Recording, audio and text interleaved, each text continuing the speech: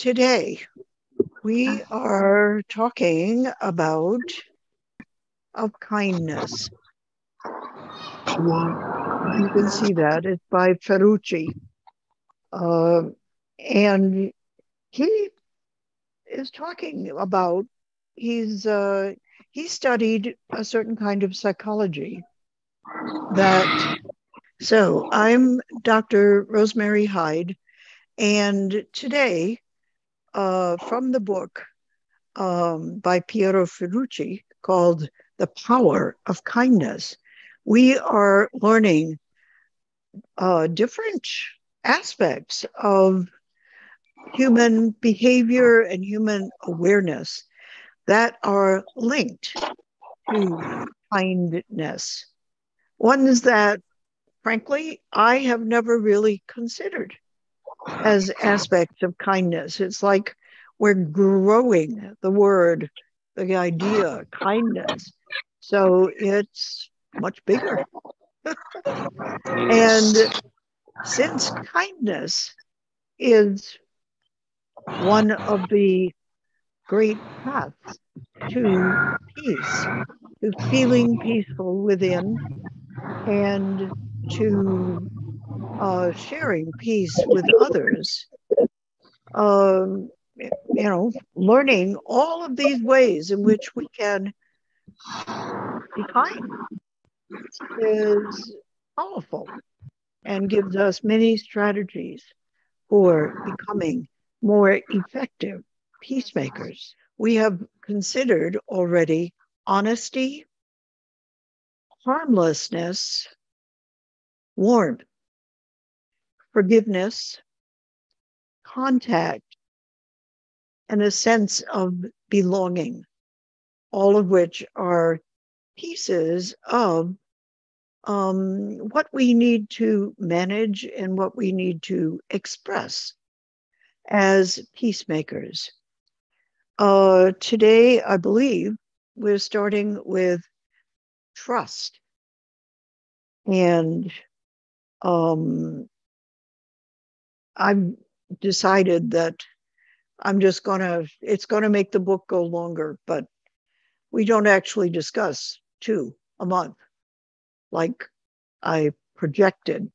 We really only get to one and get through it in a month. So let's talk about trust today. Every time you're giving trust, you're taking a chance. That's right. Yes. But and I would much rather take a chance as not. Right. So, and in the book, there were a couple of stories that I could relate to in terms of trust being a form of kindness. He told a story of being in Istanbul, and a person came up to him. He was clearly, not from Istanbul. He was Italian. And he said, a very friendly, pleasant man approached him and said, "Hey, do you want me to get some money changed for you?" And he trusted the guy, and he gave the guy some of his money. And the guy went off, and he waited for the guy to come back with the money.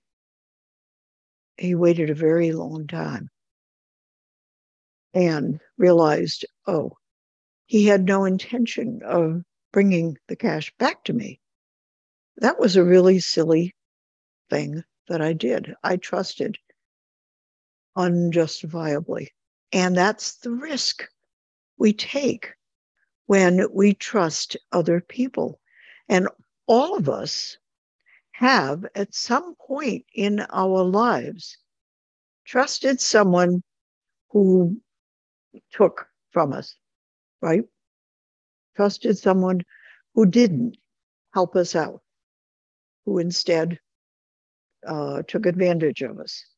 We've all had that experience as kids, anyway, somewhere along the line. Yes? Would you agree with that? I think every Yes. human being has learned that, oh, trust is a risk. And anytime I trust someone, um, I may find that whatever I trust them with, I'll lose it. We've learned that, we've experienced it. So that makes trust more of a gift. You know, we have to believe that the person who wants to do something will do it well and will not cheat us or rob us. And often we, with kids in our lives, we need to ask ourselves, okay, can I trust this individual to do what he or she is asking to do? Like when you're a parent or an aunt or an aunt, depending on where you're from, people in English say either aunt or aunt for tio, tante, um, but they're regional differences. So if you're from some places, you'll say aunt. And if you're from other places or other social groups, you'll say aunt. Uh, so just so you know, the, and they're both spelled the same, but they sound different. Anyway, if you're an adult in a family with a child and the child says, hey, the example that the author gives in the book is, can I bring you a cup of coffee?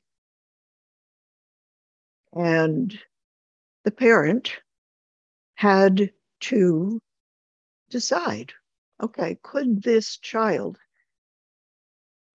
carry a full cup of hot coffee and not spill it and burn himself or stain the furniture? And he decided to trust Emilio, his young son, and said, yes, you may. And then he got to watch Emilio carrying the cup, which, he almost tripped. He almost didn't hold it steady enough. It almost spilled, but Emilio was very careful and actually got the cup to his father without spilling it. And he was glad that he had trusted Emilio because Emilio felt very proud and happy that he was able to actually be helpful, to succeed. And all of us, people trust us. Well, they don't. But when they do, we want to um, meet their expectations. We want to make them happy. Whatever your work has been, there's a lot of trust in that. When people hire us to do something, they are trusting that we're going to do it well. And it's up to us. And sometimes there are reasons why we don't feel like we can do it well, like if we don't feel well, right? And then we need to be trustworthy, which is the adjective for people we can trust. They're trustworthy. And we need to be trustworthy. And if we are not able to do what people are trusting us to do, we need to say, you know what? I think I should not do that today because whatever, I'm really upset and I can't stay concentrated because my parent just died or whatever. People understand that You know, sometimes, even though we're usually really trustworthy, sometimes we can't perform.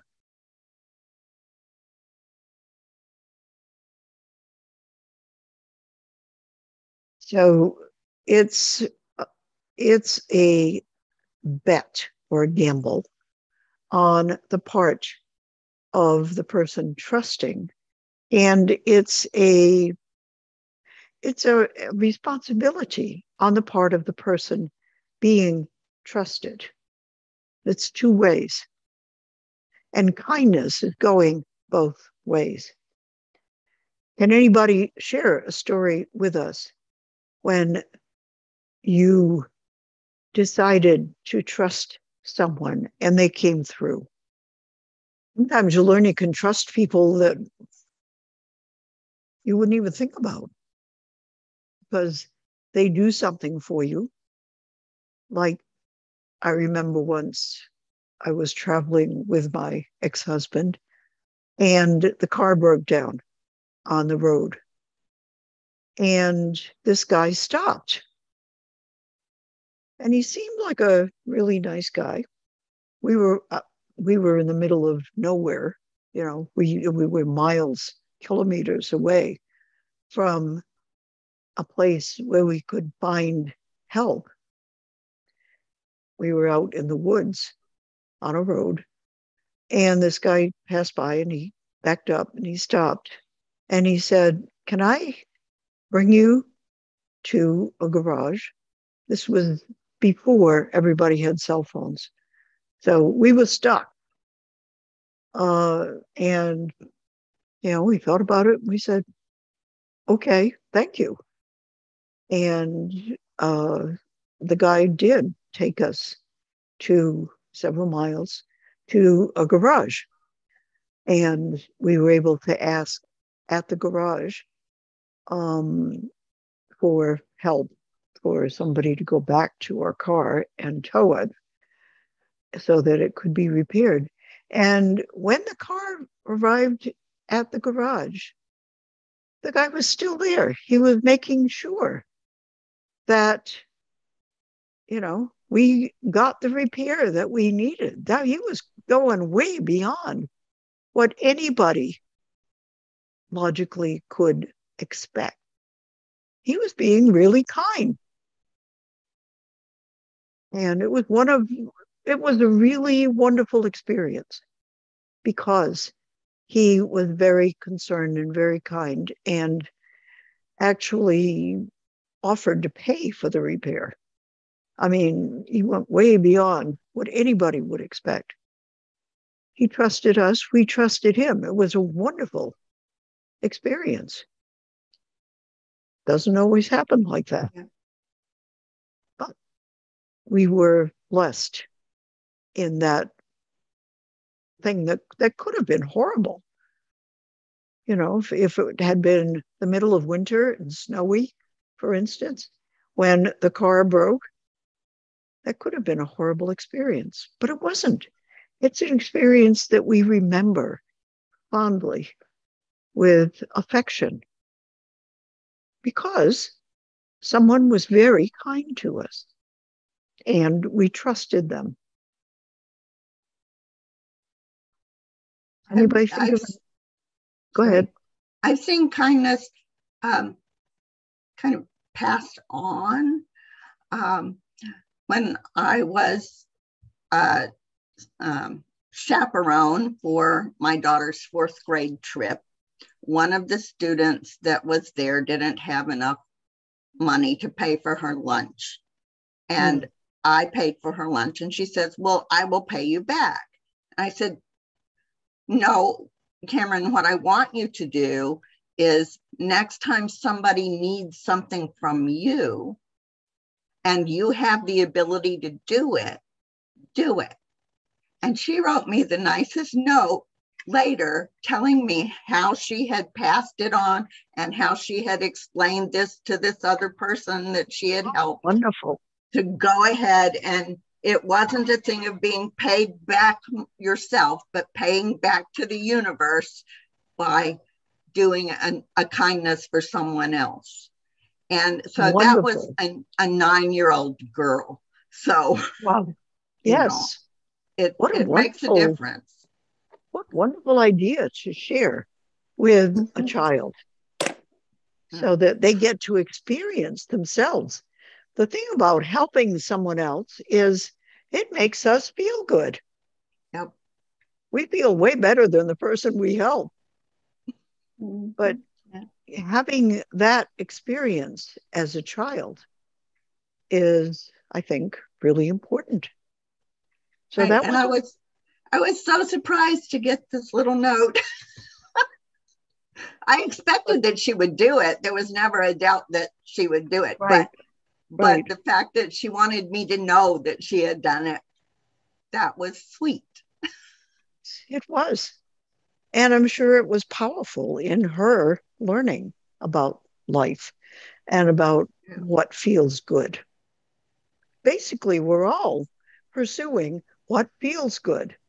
And I think that's true. I think that's what we are built to search for and to find.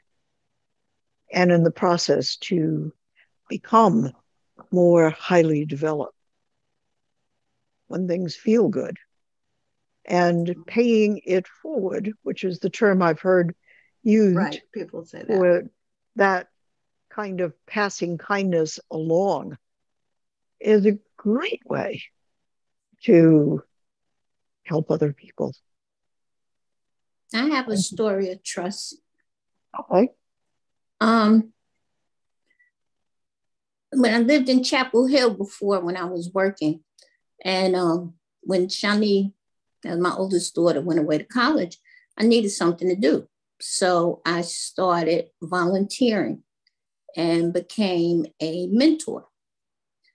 And I worked with young girls who had children in high school. And the family I worked with, the mother was a drug addict and things. And these are, I worked with girls who had very little, Mm. but for some reason, I had a lot and a lot to give. So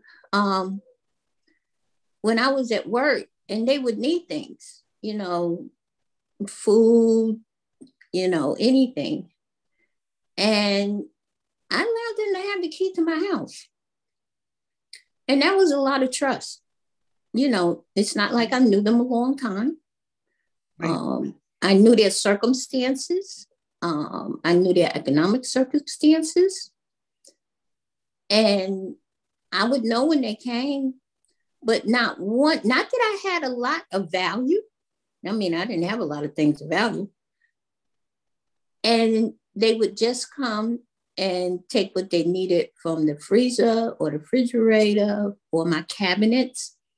And I never really checked behind them like, oh my goodness, if somebody was in here looking around, I trusted them. And I think that they realized because of my kindness and trusting them, I never came back to the VCR being going and the TV and this, the things that I did have a value. Right. And still in contact with them to this day, the whole family and everything. And, but yeah, I trusted. And like you said, trust and kindness goes together. Yeah. And I think when you trust people who feel like people will look at them because of the community they come from, Mm-hmm. would not ordinarily trust them. Right. To have So, free access to their home right. and So, take what they your, need. so your trust was a real gift to them. Yes. And I'm sure that they still remember you with love and remember that you trusted them. Yeah. They became friends, right? Well, actually, the child was my godson, which is why I wasn't here last week. It's still kind of hard to be here. 28 years old, he passed. And we Oh, just had the funeral Tuesday. So I'm wow. still Yeah. That family had been through enough. And the other child died on Mother's Day, Oh, another geez. son. And I Yeah. came on, but it's kind of difficult being here. I'm just torn up. Yeah. It's been Definitely. a very hard 2 weeks for me. Yep. I want to start crying. But that story, Oh, just you're thinking you're about the allowed. trust and the kindness and the Uh-huh. friendship, the lasting Right. friendship, and their Right. amazing children. And Yes. Yes. anyway, Yeah. trust and kindness goes together. And it's like you Yes, let your indeed. guard down, and that's a good thing to let go. Yeah, exactly. And actually, what we consider, um, to be higher development involves trusting, involves Mm-hmm. trusting that things are going to go okay, that people are going to be kind, that when we are in need, there will be people to help. And therefore, we can release and know that we are taken care of by others. And it gives you a chance to learn something about people, because if you're on guard all the time, that's what I've learned doing a lot of volunteer work in Mm-hmm. different areas. If you're afraid and have that guard up, but if you trust, you really get to know people and you see things and situations and environments different. And that's Yes. where the kindness comes from, because fear, you can't be afraid and trust. Trust and fear don't go together. No, they don't. Right. That's why the kindness comes in, And and kindness anger and comes out of fear, fear. yeah, but kindness and fear don't go together. Don't go together. Right. So when you can trust, and not just with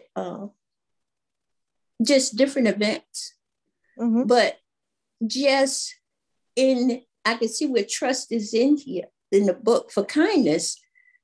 Because if we trust first, rather than just having a guard up all the time with Right. fear, that's where you have the opportunity to be kind. That's right. Yes. Now, in the last part of this chapter, I found the statistics that the writer cited to be very interesting because they have researched people who are more trusting and people who are more fearful, more anxious, and found that the more trusting people are, the better health they enjoy and the longer they're able to live. That, like kindness, like love, like everything positive, I believe that. I can see that. they're they Mm-hmm. help us. They help us thrive. They help us to live a good life. Well, one thing, I can see that, because how they say a good life is when you're able to help someone else That's right. and serving others. And one thing you have to do to serve others, you have to trust, Yes, you because do. it puts you in contact with more people and more situations, and you have to let your guard down. Mm-hmm. So I can see that. And yeah, because usually people who aren't trusting are more reserved and more and that what's caused the anxiety because they feel somebody's going to take advantage, I'm going to get hurt, something's going to happen. You know, all those things run through their head, all those negative things. Right. And so they're always in stress. Stress, yeah. It's really very simple. Harold, you commented, the more you trust, the longer you live. That is true. Mm-hmm. Do you have a story or an example that you'd like to share?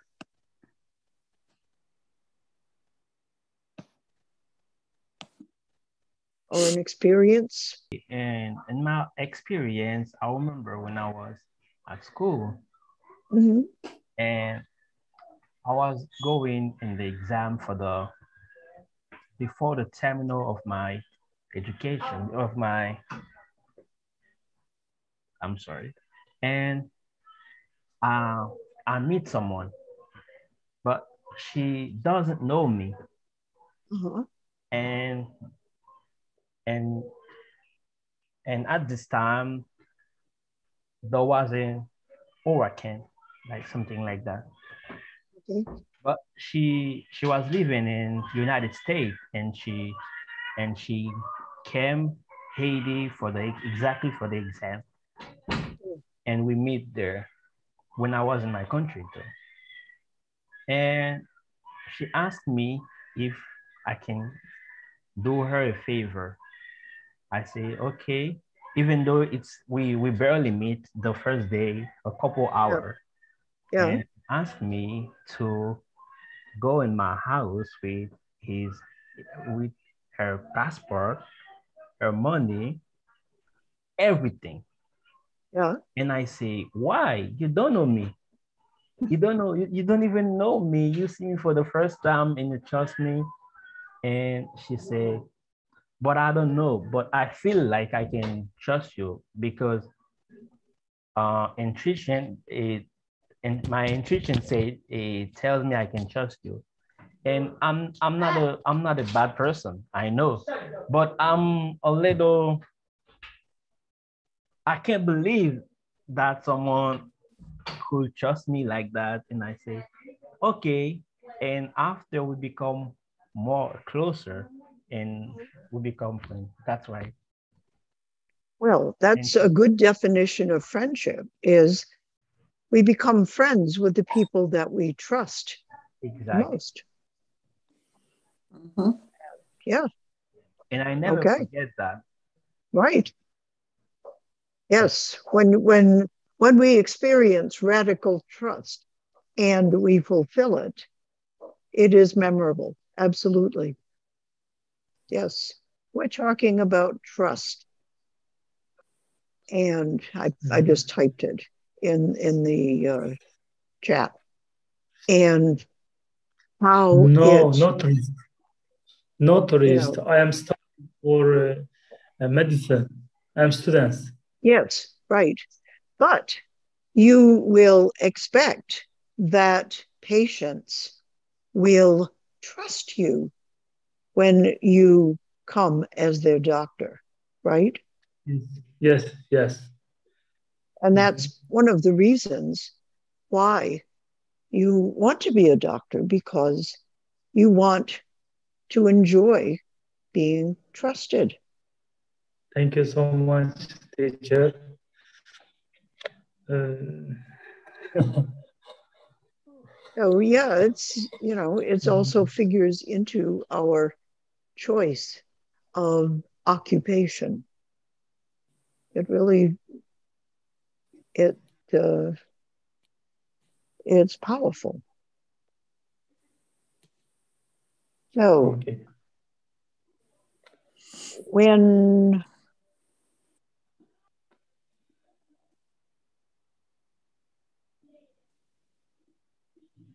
I'm looking at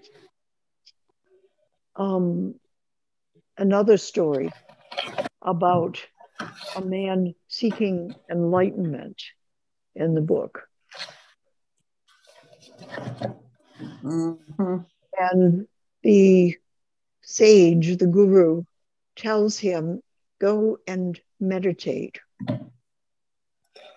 And he goes and he meditates and he meditates and he meditates and he meditates. And years later, the guru comes back through the village. And the man says, I have meditated ever since you came through the first time.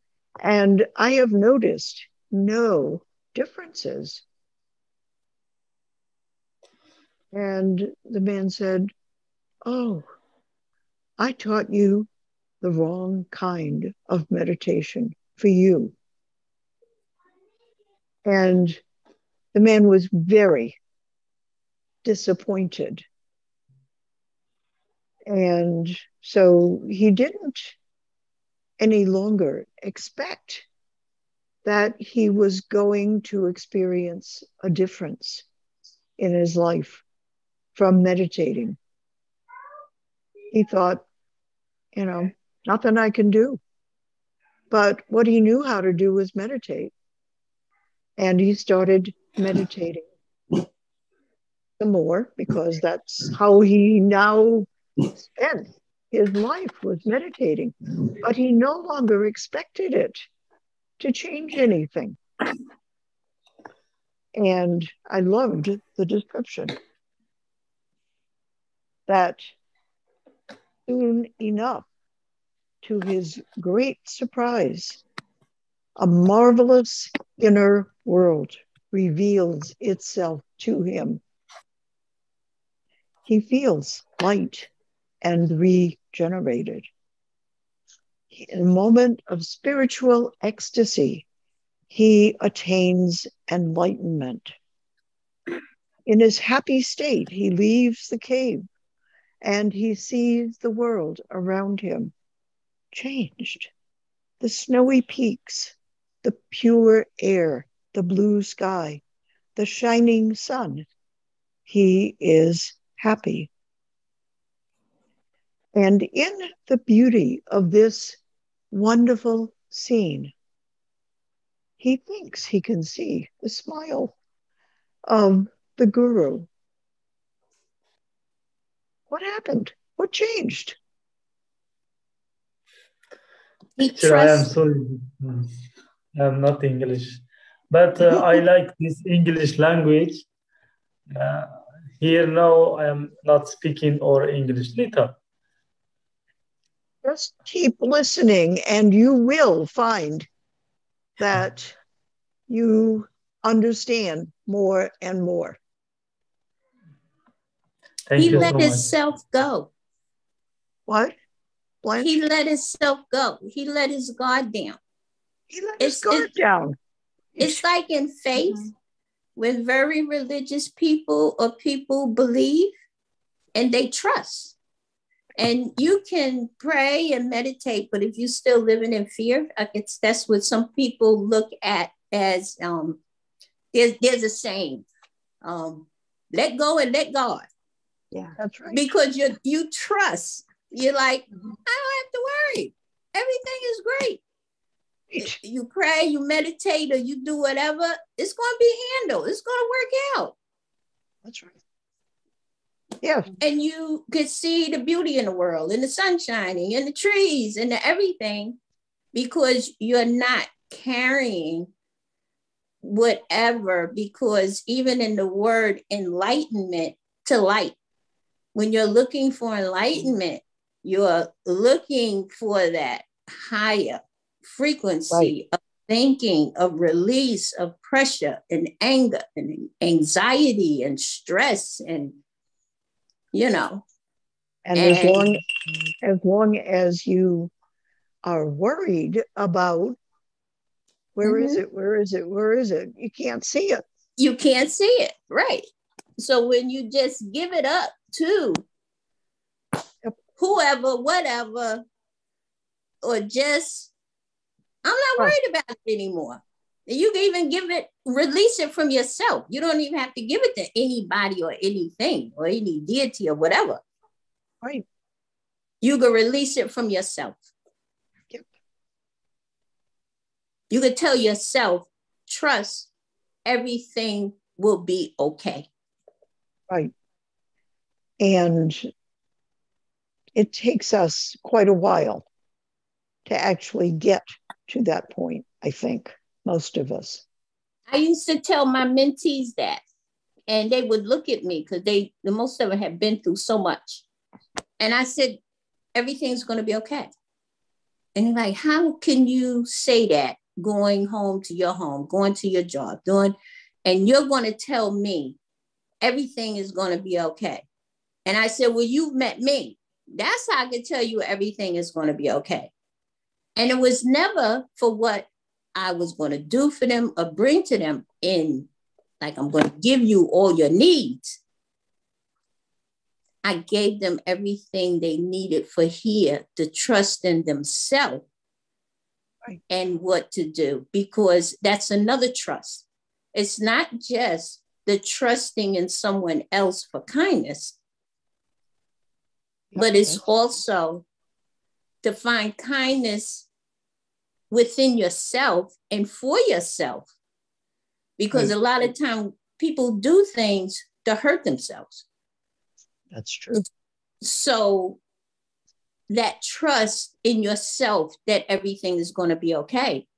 Because if not, you don't have that trust, you have that fear, it's just going to be this way. And for what I've seen, it brings alcohol addiction, drug addiction, I mean, all kinds of things. Because basically that person is doing whatever they need to do or using what they need to cut out the things that they're worried about, because they can't trust in themselves. Because once you trust yourself, you do the steps that you need to do. Yep. Yeah. Wow. Wow. Right. That's a good comment. Wow. Okay. What I wanted to say is she such a psychologist. Say that again. She like a psychologist. Yeah. Mm-hmm. Right. Yes. I like it. And but I know you are aware of what we are doing. So we do an amazing job what you're doing, because not only I'm not here only for English. I'm here to learn, to grow, because sometimes I feel like fear put me down. Right. But sometimes I feel like I can do some, but the fact that I fear who tell me you can't do it, you can't do it. Why are you trying to do it? And sometimes this fear put me down. Right. And when I'm talking with people and they say you can't do it, and sometimes I feel like I can do it, but I fear. Right. Yeah. And we just need to learn little by little. We experience, oh yeah, when I believe I can do it, exactly, I actually can. You will do it. Yes. Yeah, because I used to listen the audio book, like Jim Roth, and he say every day and everything you're gonna do. I will, I do, I can, I will, I do, I can, I will, I do. So say it every day, and no matter what you can do if you trust before that step, like a branch says. So I'm very, very happy to be here today because I'm learned. Thank you. Good. We are very happy too that you're here today. Okay. And thank you, everybody, for being with us in this discussion. We're all learning.